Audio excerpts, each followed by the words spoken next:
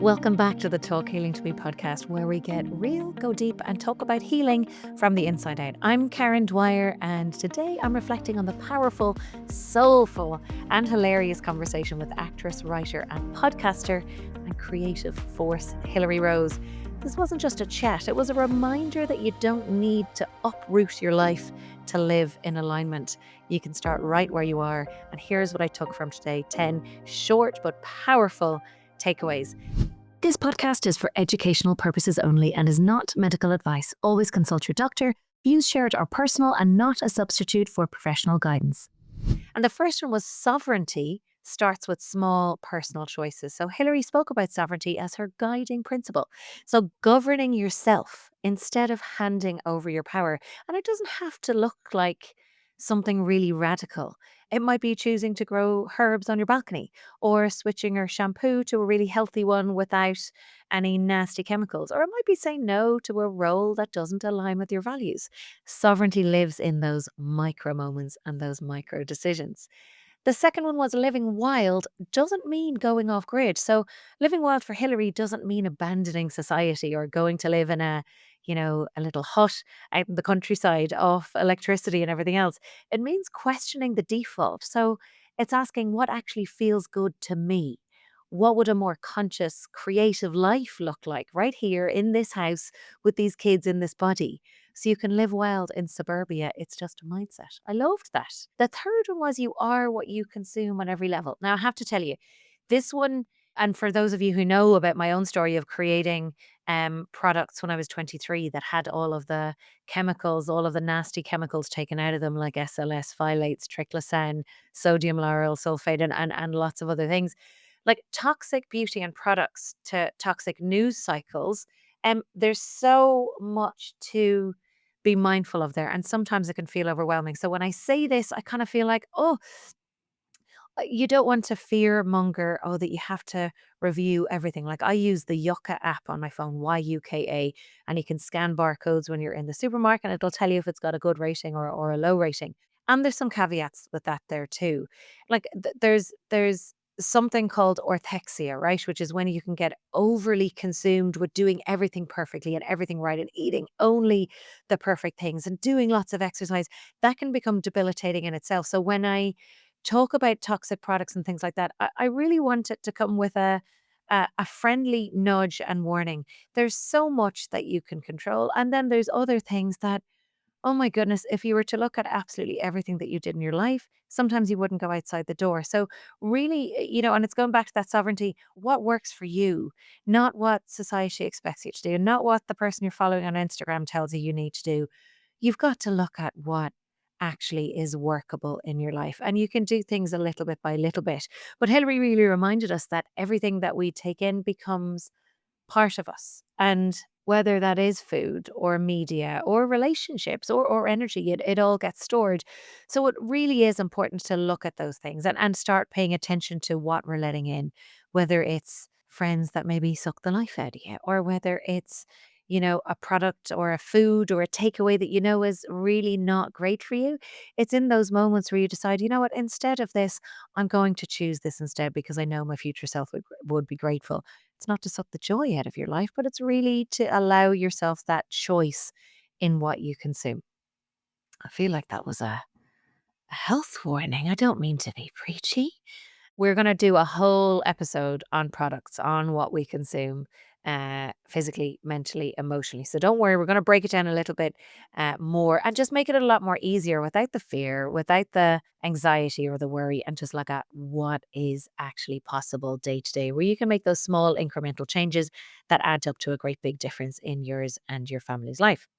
The fourth one was grief doesn't have to destroy you, it can reveal you. Now, Hilary shared a powerful story about walking through grief with intention, welcoming it and sitting with it and thanking it. And that level of emotional presence is rare and healing. She reminded us that grief is not the end of the story and it can be the start of something deeper and a more sovereign self. And I'm sure you've all had the experience of seeing someone in grief. I mean, what you want to do is just wrap them up and have them not feel like that anymore. And I think what really struck me about that is about what Hillary said is actually letting it there and leaving it stay there and letting yourself process it is not only necessary, but is actually healing in itself. So instead of running away from it, letting it sit there. I thought that was really beautiful. Uncomfortable, but beautiful. The fifth one is your body is always telling the truth. So, from sensing the energy of a room to reacting to a role on set, Hilary listens deeply to her body. And she said that she's chosen not to take on characters that bring distress or darkness into her nervous system. And what a powerful boundary. I mean, I.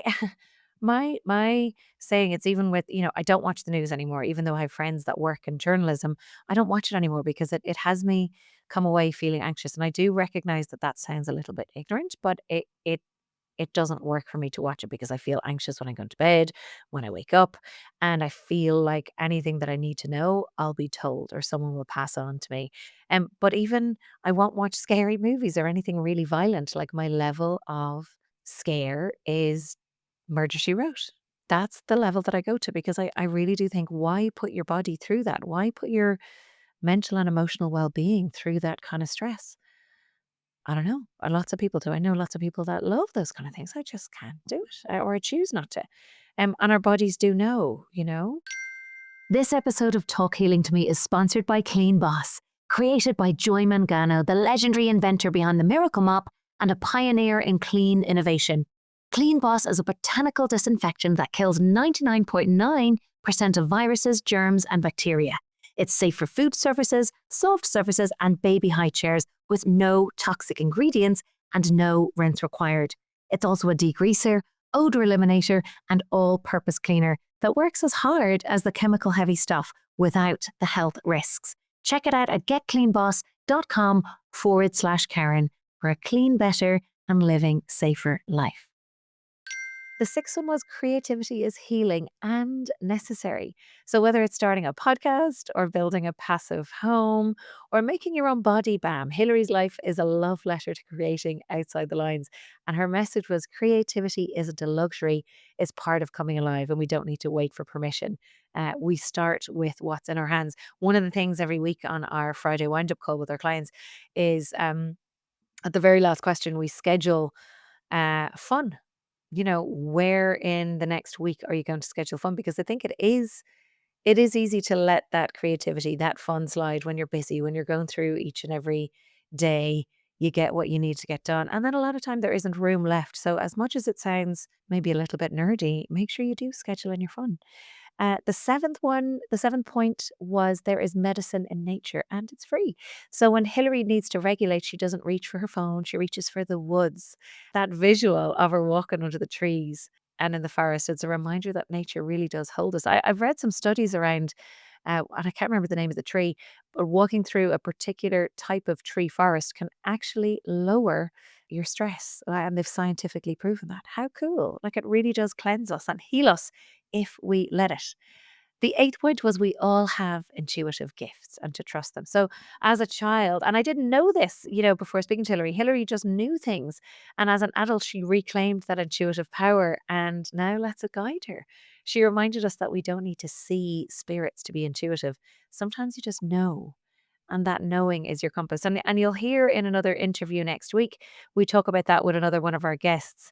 And she talks about that beautifully. So do listen out for that. The ninth point was burnout often comes in misalignment. I mean, this hit a little bit more heavy than I care to admit, to be honest. And so whether for Hillary, it was whether choosing the roles that drained her or trying to live someone else's timeline. Hillary described how misalignment can sneak in and how nourishing it is to say no. And saying no sometimes is the most spiritual act. Like, I'll be totally honest with you. I recognize that over COVID and putting on some extra pounds. And then, over the last couple of years, working late hours, like most of our clients are in the US, working late hours, getting home late, my eating times kind of went off kilter. And then I started to see my skin react and just started to feel more tired and a little bit more stressed. And it was like, this doesn't have integrity for me to be running a health and well-being company and then not looking after myself at the same time. And I really had to have an honest and it wasn't comfortable because a lot of the time we don't want to be, I'll speak for myself, we don't want to be responsible for ourselves because responsibility sounds like something that's really heavy. But it's like, okay, every now and again, I'll be like, oh no, it's just because this or that call, or I had to do that workshop.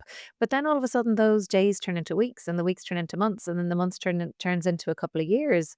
And I had to really take an honest look at myself and look at, okay, well, this I got the office so that I'm not working from home because it became easier to work longer hours or to stick on a watch during the day, or I'll just make dinner and then you know, I'll use that time then and I'll just work a little bit later on. So those boundaries with myself became really blurred and really unhealthy. So me getting the office, I now have boundaries there. I'll leave the office at a certain time. I won't take calls past a certain time. And it's uncomfortable sometimes because I want to step over my own boundaries. But that sovereignty and that practice of setting those boundaries sometimes is with others, but sometimes is with yourself. And I'll speak that for myself. And since doing that, it has made a massive difference. Massive, massive difference to my own joy, to my own happiness. And even my kids say, Mom, you're so much less stressed. And you're so much happier now that you have the office. And it is that. But even being in the office, I have to make sure that I actually leave it and shut down the laptop at a time. And I don't mean to sound martyrish or things like that, but it's just easy sometimes to get into the rhythm of, oh, I'll just. So really saying no sometimes is the most spiritual and generous act that you can give to yourself. So the 10th and final point is you are allowed to change. In fact, it's essential. So when Hilary said from actress to podcaster and from TV roles to detoxing her home, Hilary well, she's constantly evolving.